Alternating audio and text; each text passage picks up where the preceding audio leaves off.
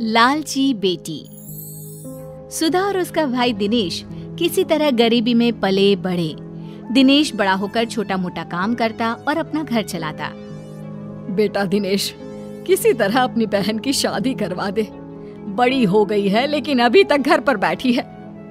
ठीक है माँ, मैं कोई लड़का देखता हूँ। थोड़े दिनों में दिनेश को एक लड़का मिलता है जो बहुत बड़े बंगले में ड्राइवर का काम करता था।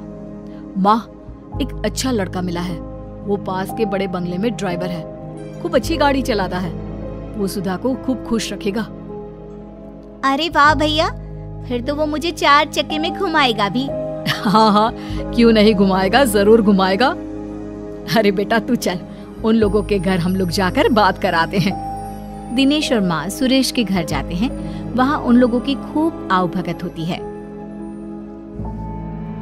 हम लोगों ने तो दिनेश को देखकर ही सोच लिया था, जिसका भाई इतना संस्कारी और सभ्य है तो बहन कैसी होगी। लेकिन फिर भी एक बार सुधा से मिल लेते हैं। हाँ हाँ, अब तो बस शादी के बाद यही मिलना होगा, है ना? आप लोगों की कोई मांग हो दहेज के लिए तो? अरे नहीं दिनेश जी, मैं तो खुद मेहनत करके एक एक चीज घर की बना रहा हूँ। बस घर में शांति रहे, यही मैं चाहता हूँ। दिनेश और माँ बहुत खुश होकर घर आ जाते हैं। अरे सुधा, तेरी तो किस्मत ही खुल गई है। क्या लड़का है। माँ भी उसकी बहुत अच्छी है। कितने सीधे लोग हैं। माँ, घर में क्या क्या था? कितना बड़ा घर था? रंगीन टीवी थी ना? और लड़की की माँ ज्यादा चपर चपर तो नहीं कर रही थी ना? नहीं सुधा, ये सब तो नहीं था, लेकिन लड़के ने वादा किया था कि वो मेहनत करके सब कुछ घर में ले लेगा। बस उसे एक अच्छी लड़की चाहिए जो घर में शांति रखे। क्या? कुछ भी नहीं था? नहीं नहीं, मैं ऐसे घर में नहीं करूँगी शादी। यहाँ भी परेशानी, ससुराल जाओ तो वहाँ भी परेशानी। अरे परेशानी रहना है तो मैं अपने घर में क्यों ना रानी बनकर रहूं? किसी और के घर में नौकरानी बनकर परेशान रहने से तो वही अच्छा है ना? अरे कैसी बात कर रही है बेटा? कल को दिनेश की भी शादी होगी, भाभी आएगी, तो क्या तुम सर पर बैठी रहोगी? तो क्या ये घर मेरा नहीं है माँ? और कल को किसी और को आना है तो इस चक्कर में मैं कहीं भी चली जाऊँ? वो कहीं भी नहीं, ससुराल होने वाला है तेरा सुधा। लेकिन सुधा नहीं मानती। पर माँ क्या करती? बेटी को घर पर तो नहीं बिठा सकती थी। दिनेश, पूछ अपनी बहन से क्या करे कि वो शादी कर ले। दिनेश बहन से पूछता है कि वो शादी के लिए क्या चाहती है। मुझे महंगा रंगीन टीवी, फ्रिज और एसी लेकर दोगे तो मैं करूंगी शादी। दिनेश क्या करता? इतना पैसा कहाँ से लाता? वो शांत होकर बाहर चला जाता है। वो रास्ते में जा रहा होता है कि उसे एक लड़की मिलती है जो सड़क के बीच में खड़ी होती है। अरे ये लड़की ऐसे क्यों खड़ी है?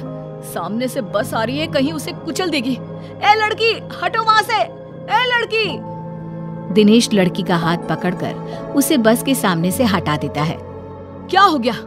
तुम आत्महत्या क्यों कर रही थी? क्यों बचाया आपने मुझे? मर जाने देते।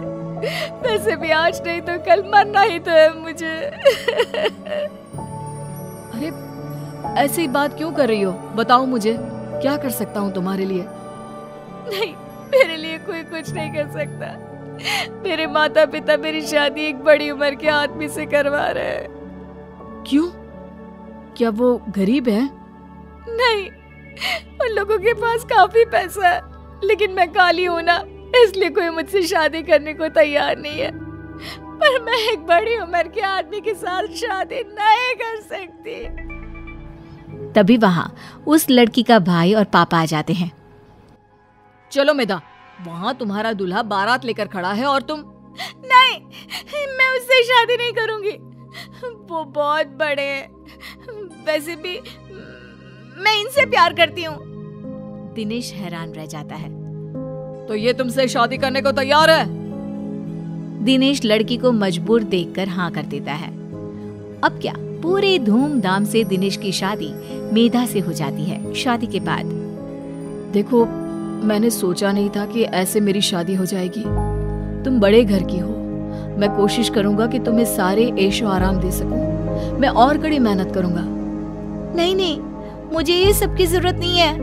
मैं तो तुम्हें थैंक्स कहना चाहती हूँ कि तुमने मेरा जीवन खराब होने से बचा लिया। दिनेश और मेधा बात कर ही रहे थे कि बाहर सुधा की आवाज आती है। भैया, जल्दी बाहर आओ, देखो माँ को क्या हो गया। दिनेश और मेधा बाहर आते हैं जहाँ माँ जमीन पर गिरी होती है। क्या हुआ माँ को? माँ को तुरंत डॉक्टर के पास ले चलते हैं। दोनों माँ को लेकर डॉक्टर के पास जाते हैं जहाँ डॉक्टर कहते हैं, अरे इन्होंने तो बहुत सारा टेंशन लेकर रखा है। दिमाग सारा दिन चलता रहता है शायद इनका। ज्यादा सोचने से इन्हें चक्कर आ गए हैं और ये गिर गई। क्यों बहन जी, क्या चिंता है आपकी? मेधा को लगता है कि सास उसके कारण परेशान है, तभी सास कहती है, अरे मेरी बेटी बड़ी हो रही है, लेकिन उसकी लालच के कारण वो अभी तक घर में बैठी है। अच्छे अच्छे रिश्तों को मना कर रही है। अब जो हैसियत हम लोगों की है उतना ही तो कर पाएंगे ना। ये तो देखिए आपके घर का मामला है, लेकिन ज्यादा सोचने से तबीयत खराब हो सकती है।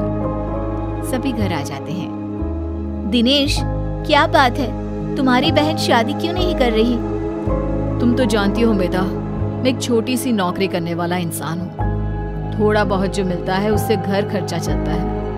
थोड़े मेहमानों को बुलाकर खाना खिलाकर बहन को विदा कर दूं, यही बात है। लेकिन उसकी इच्छाएं और ख्वाहिशें बहुत हैं, इसलिए मैं उसकी शादी नहीं करवा पा रहा हूँ। सुधा को तो मेहनती और काम करने वाले लड़के मिल रहे हैं। वो तो मेहनत से बड़ी चीज खड़ी कर सकते हैं। फिर क्यों मना करना? मैं बात करती हूँ। क्या बात है सुधा, क्यों शादी नहीं करना चाहती हो? आप भी तो शादी नहीं कर रही थी ना, फिर क्यों की? अरे वो शादी नहीं थी, दबाव था अपने से बड़े आदमी से शादी करने का। तो भाभी, इस घर में आपके पिता ने आपको सारी सुख सुविधा की चीजें दी है ना? बड़ा टीवी, ठंडा पानी, सब कुछ मिल रहा है ना यहाँ पर।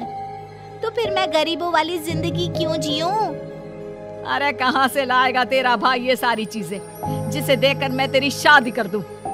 लड़के खड़े हैं बिना दहेज की शादी के लिए, लेकिन ये लड़की अरे इतनी लालची है कि भाई का सोच भी नहीं रही है।